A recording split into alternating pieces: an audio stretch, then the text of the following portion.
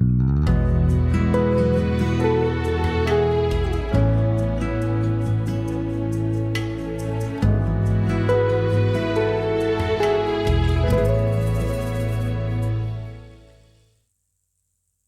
mpiaino malala izay manaraka izao fandaharana izao ao anatin'ny andro fahadimy sahady isika. Nandritra izay 5 andro ny arahantsika teto izay dia efa nahita sahady ireo teny 5 izay nataon'i Jesosy Kristy farany teo amin'ny hazo fijaliana isika. Teny 2 farany zany sisa dia feno ireo teny 7 izay nataon'i Jesosy Kristy izay mitarika antsika any amin'ilay loha hevitra hoe mibanjina an'i Jesosy Kristy eo amin'ny hazo fijaliana. Tena fifaliana indray no miaraka aminao eto amin'ity fandaharana ity ary iriko raha ho tohizanao hatramin'ny farany ny fanarahana izany fandaharana izany ary hiara-ndray lesona eto indray isika mandritra ity fotoana ity. Mialoha izany dia andao hivavaka isika.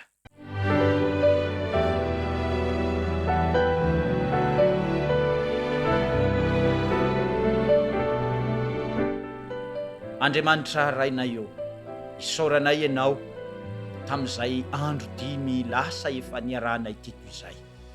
Zava-dehibe Tompo satria teto tokoa ianao ary tsapanay ny fiarahanao taminay na hafantatra izany teninao izany. Mba tsy ho fantanay fotsiny ihany anie izy ireny Tompo, fa hisy fanavaozana indray eo amin'ny fiainanay, eo amin'izao fiainana mandalo izay iainanay izao.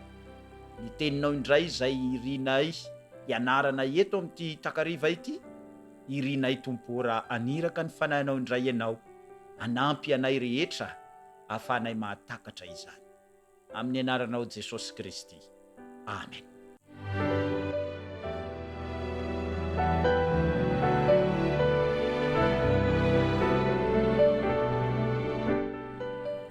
Anio isika dia hijery indray ilay teny fahadimy izay nataon'i Jesosy Kristy teo amin'ny hazo fijaliana. Ao amin'ny Jaona 7:20 dia ny 19:20. Jaona 7:20 dia ny 19:20 dia misy fanambarana tahaka izao izay lazain'ny Jaona. Ao amin'ny Jaona 7:20 dia ny 19:20 manao hoe: ary rehefa afaka izany dia fantatr' Jesosy fa efa vita ny zavatra rehetra tamin'izay mba hatanteraka ny soratra masina, de hoy izy mangetaeta aho. Io ny teny fahadimy izay nataon'i Jesosy Kristy. Mangetaeta aho, ry hava malala. Avy nandalo ora 9 teo ambony hazo fijaliana Jesosy. Na de izany aza de tsy very ny sain'ity Jesosy ity, tsy very saina izy, tsy lasa dala izy, na de nandalo ora 9 tao anatin'izany fotoana ny fangiry firiana izany. Voateny izany anatanteraka ny faminaniana, satria ao anatin'ny faminaniana izany ary tanteraka amin'ny atsakany sy andavany izany faminaniana izany. Ao amin'ny Salamo 2:20 de ny 15:15 tapany A, Salamo 2:20 ny 15:15 tapany A, de zao ny lazainy: maina tahaka ny tavim-bilany ny heriko ary ny lelako miraikitra milanilaniko. Nangetaeta Jesosy ry hava malala tahaka ny olombelona rehetra, nangetaeta izy. Ao amin'ny Salamo 7:20 de ny 1:20, Salamo 7:20 de ny 1:20 de zao ny lazainy: ary vinaingitra no natolony aho sotroina raha nangetaeta aho. Ry hava malala, mangiry firy izany tenin'Andriamanitra izany. Te hisotro rano ianao, vinaingitra no natolotra anao. Ry hava malala, mampisaintsaina ny fijaliana izay nataon'i Jesosy Kristy tokoa izany, ary mampandiny tena mihitsy aza hoe ilay zanak'Andriamanitra tsy nanatsiny, ilay zanak'Andriamanitra tsy nanana ota, ilay zanak'Andriamanitra nadio fomba fisaina sy eritreritra, izany no nahazo ity Jesosy izay ivavahantsika ity. Izany no nahazo ity lehilahy izay tsy nahitana ota akory teo aminy ity. Maneho izany fa niaritra fahoriana tokoa Jesosy. Tena niaritra fahoriana izy. Manam-pirofo zany fa olombelona tokoa izy. Olombelona Jesosy Kristy. Tena 100% humain izany. Ary 100% ihany koa divin. Zany hoe zanak'Andriamanitra 100% izy. Ary olombelona 100%. Satria tahaka ny olona rehetra izay nangetaheta. Manam-pirofo fa olombelona izy. Raha ny fisotro ny miaramila ny vinaingitra, divay miaro rà, izany no natolotra n'ity Jesosy izay tsy nana-ota ity. Ny miaramila zany teo amin'ity hazo fijaliana ity. Mba fantatrareo inona no nataony? Nanao ny fomba rehetra, nandrabiraby an'ity Jesosy ity. Fa izao, Jesosy nangetaheta te hanome antsika ny rano velona. Ry hava-malala, misy rano velona izay misotro azy de tsy angetaheta mihitsy. Misy rano velona izay atolotra antsika de Jesosy Kristy izany. Efa noraisinao ve Jesosy? Efa mba nisotro izany rano velona izany va ianao? Tadidio fa ity rano izay sotrotsika ity dia tsy mampangetaheta mihitsy rehefa mandray an Jesosy eo amin'ny fiainantsika isika. Fa ireo zay tsy mety mandray an Jesosy kosa de zao angetaheta foana isan'andro, hitady foana. Fa ireo zay manaraka an Jesosy ry hava-malala de ho sambatra, hiadana isika satria manana izany ray izay mpanome antsika ny fiainana izany. Eo amin'ny Apokalipsy 1:20. Ny andininy 5. Apokalipsy 1:20 de ny andininy 5. Dia izao no lazainy izay teny fampanantenana ho antsika androany. Izao no teniny indray izay teny ampaherezana itsika androany. Izao no lazainy amin'ny Apokalipsy 1:20 andininy 5. Izao hanome maimaimpona ny ranonaina ho an'izay mangetaheta.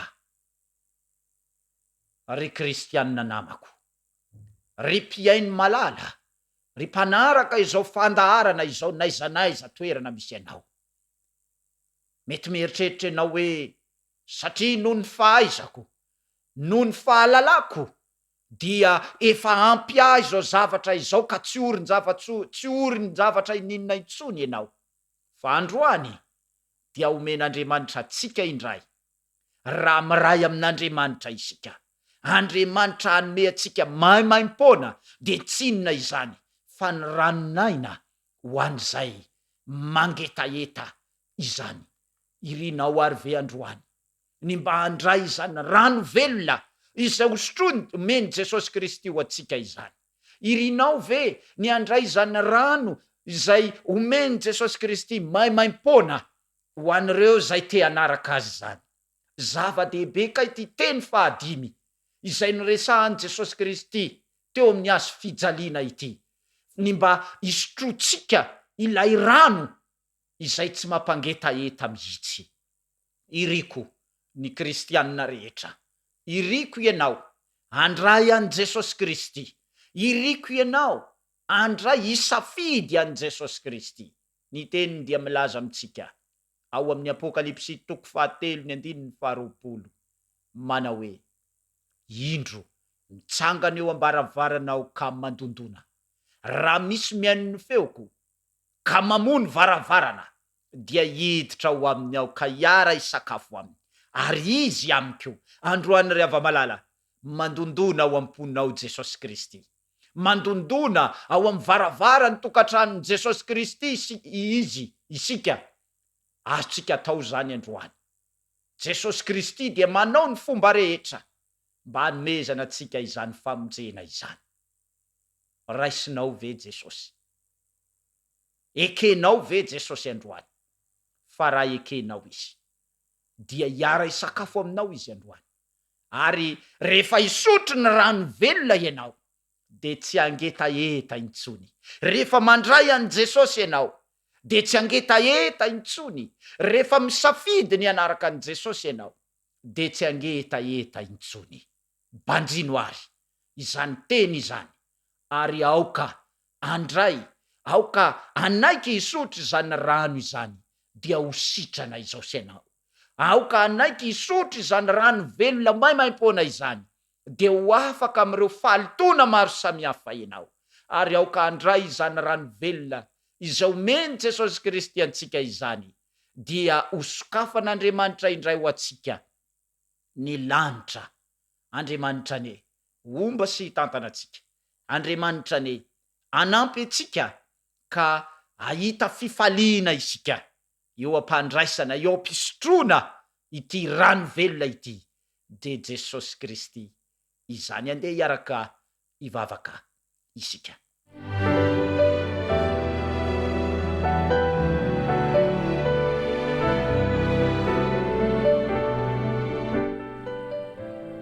Andriamanitra raio androany, teny mamy loatra no atolonao any zanakao tsiraray avy, dia ny fanomezanao maimaim-poana ilay rano velona dia tsinona izany fa ianao mihitsy mandondona eo ambaravarany fonay.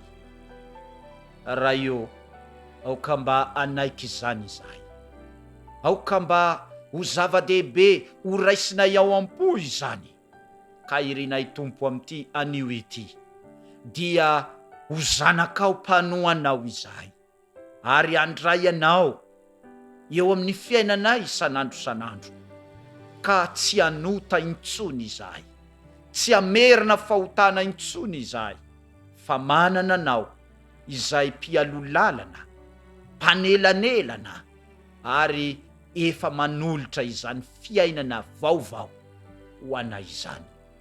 Tehirizo tompo ny zanakao rehetra mba hisafidy hisotro izany rano velona izany, mba ianao mihitsy ene no hikoriana ao amin'ny fiainana isan'andro isan'andro, ka de ho faly ny ankohonana, ho faly ny fiangonana, ho faly izay tsiraray avy, satria nandray anao eo amin'ny fiainanay. Ny vavaka dia tonono angatahana amin'ny anaranao Jesosy Kristy. Amen.